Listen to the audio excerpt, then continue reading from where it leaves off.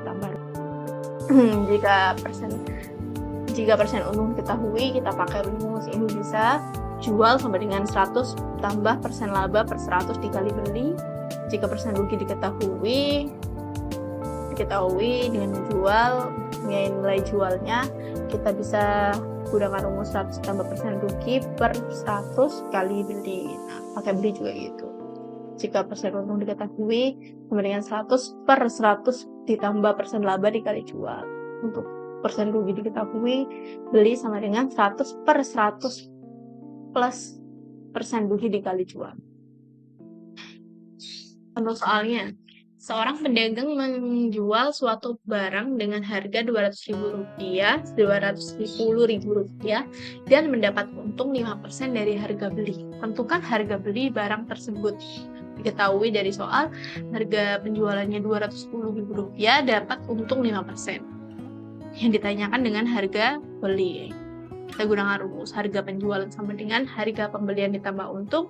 Kita masukkan semuanya dan didapatkan harga beli dari barang tersebut adalah Rp200.000.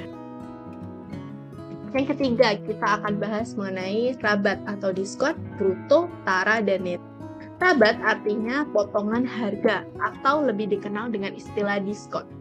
Rabat ini biasanya diberikan kepada pembeli dari suatu grosir atau toko tertentu. Diskon atau rabat seringkali dijadikan alat untuk menarik para pembeli. Nah, misalnya ada toko yang melakukan obral dengan diskon dari 10% sampai dengan 50%. Sehingga para pembeli menjadi tertarik untuk berbelanja di toko tersebut. Karena harganya terkesan murah, besarnya diskon itu selalu dihitung dari harga semula, terus selisih dari harga antara semula dan diskon itu ditawarkan disebut sebagai harga bersih atau harga jual barang tersebut. Untuk melihat harga jual, kita bisa mengurangkan harga semula dikurangi dengan diskon. Untuk melihat diskon, kita bisa mengkalikan persen diskon yang didapatkan dikali dengan harga semula. Jadi kita bisa lihat harga diskonnya ini berapa. Kemudian untuk melihat harga jual yang diketahui persen diskonnya, tinggal kita kalikan. Dari 100% dikurangi dengan persen diskon dikali harga semula. Contoh soal. Orang penjual pada saat cuci gudang menawarkan diskon sebesar 15% untuk shower air panas. Jika harga semula shower tersebut sebesar Rp650.000, nah carilah harga jual shower tersebut. Diketahui dari soal harga semulanya Rp650.000 dan diskon yang didapat sebesar 15%. Kita masukkan rumus diskon yang diketahui persen diskon sama dengan persen diskon dikali dengan harga semula.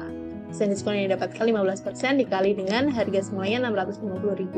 Jadi diskon yang didapatkan adalah Rp97.500. Nah, untuk melihat harga jual, kita bisa mengurangkan harga semula dikurangi dengan diskon. Harga semulanya Rp650.000 dikurangi Rp97.500, jadi harga jual shower tersebut adalah Rp525.000.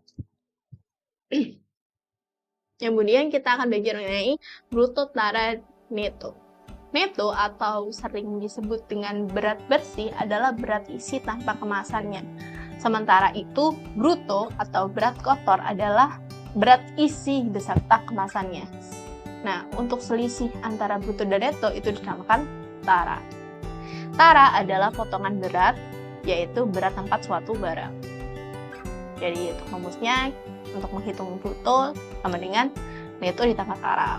Cari neto, bruto dikurangi tara. Untuk mencari tara, bruto dikurangi neto. Jika diketahui persen tara dan bruto, nah kalian dapat mencari tara dengan rumus berikut. Tara sama dengan persen tara dikali dengan bruto. Contoh soalnya, seorang pedagang membeli 5 karung beras dengan bruto masing-masing 72 kg dan tara 1%. Berapa rupiah pedagang itu harus membayar jika harga setiap kilogram beras itu Rp4.000? Diketahui dalam soal terdapat 5 karung beras dengan bruto masing-masing 72 kg dengan tara 1%. Untuk untuk mencari berat bruto, kita bisa mengkalikan 5 dikali 72 sama dengan 360 kg. Untuk cari tara 1% sama dengan 1/100 dikali 360 kg sama dengan 3,6 kg.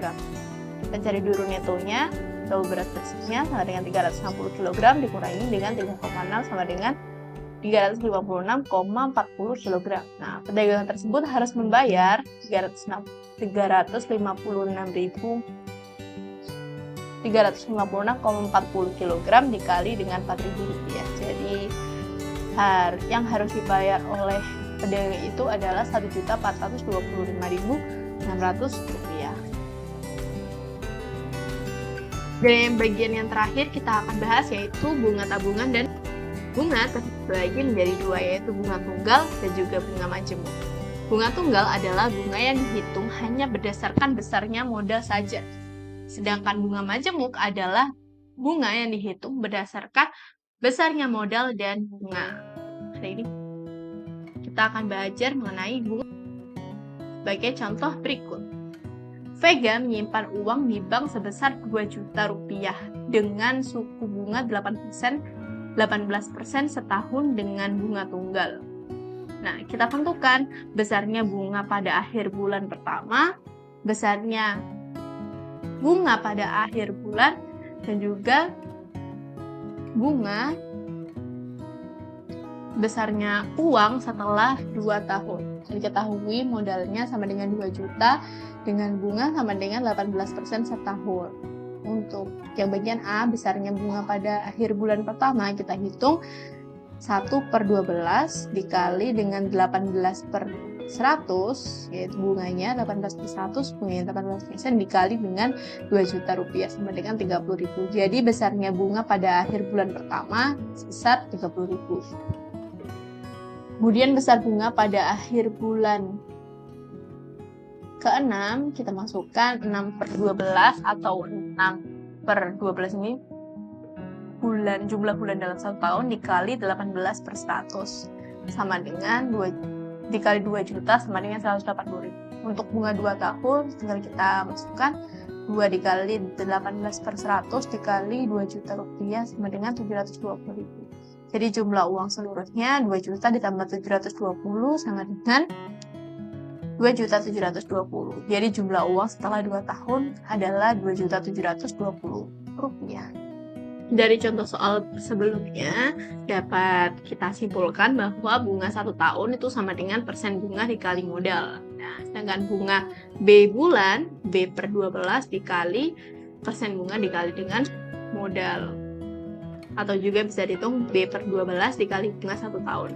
Persen bunga selalu dinyatakan untuk 1 tahun kecuali jika ada keterangan lain pada soal. Pajak adalah sejumlah uang yang dibayarkan oleh rakyat kepada negara atau pemerintah untuk digunakan bagi kepentingan rakyat. Banyak sekali jenis-jenis pajak, antara lain pajak bumi dan bangunan atau PBB, pajak pertambahan nilai atau PPN, dan pajak penghasilan atau PPH. PPH mengakibatkan harga bayar menjadi berkurang, sedangkan PPN mengakibatkan harga bayar menjadi bertambah. Untuk menghitung PPH atau pajak penghasilan, kita bisa menggunakan rumus PPH sama dengan persen pajak dikalikan dengan gaji kotor. Untuk melihat gaji bersih dengan mengurangkan gaji kotor dengan PPH.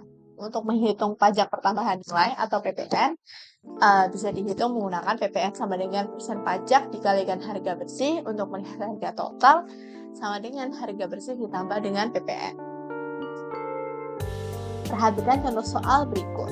Jadi Pak Putu memperoleh gaji sebesar Rp950.000 sebulan dengan penghasilan tidak kena pajak sebesar Rp380.000. Jika pajak penghasilan PPH diketahui 10%, berapakah besar gaji yang diterima oleh Pak Putu setiap bulannya? Dari contoh soal diketahui bahwa besar gaji sebesar Rp950.000. Penghasilan yang tidak terkena pajak sebesar Rp380.000 dengan PPH 10%. Yang ditanyakan adalah besar gaji yang diterima Pak Putu per bulannya. Nah, untuk menghitung besar penghasilan kena pajak, kita bisa mengurangkan besar gajinya Rp950.000 dikurangi dengan penghasilan tidak terkena pajak yaitu Rp380.000 sama dengan Rp570.000. Untuk menghitung besar pajak penghasilan dengan mengkalikan persen pajak 10% dikali dengan penghasilan yang kena pajak, diperoleh besar pajak penghasilan sama dengan Rp57.000.